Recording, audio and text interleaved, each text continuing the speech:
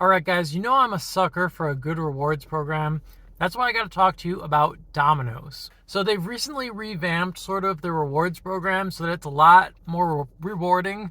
A lot of companies have actually gone in the reverse of this, like Dunkin' Donuts have made it way harder to get rewards to get stuff on their program. Starbucks has made it way harder.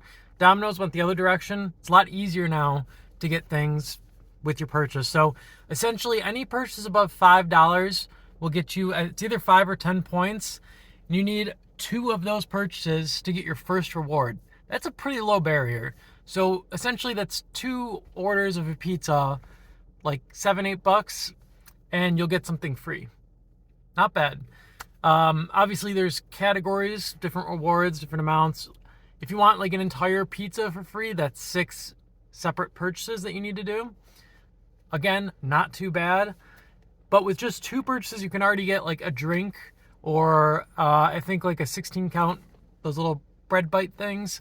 So yeah, really not bad. Also in the month of November, and I gotta let people onto this, you get a free emergency pizza, a free medium 2-topping pizza for use at any point for the month, but you just gotta buy 1 purchase this month. So by making 1 purchase this month, essentially, as long as you have a Domino's Rewards account, you'll get that first rewards point halfway to the first category, plus you'll get a free pizza deposited into your account.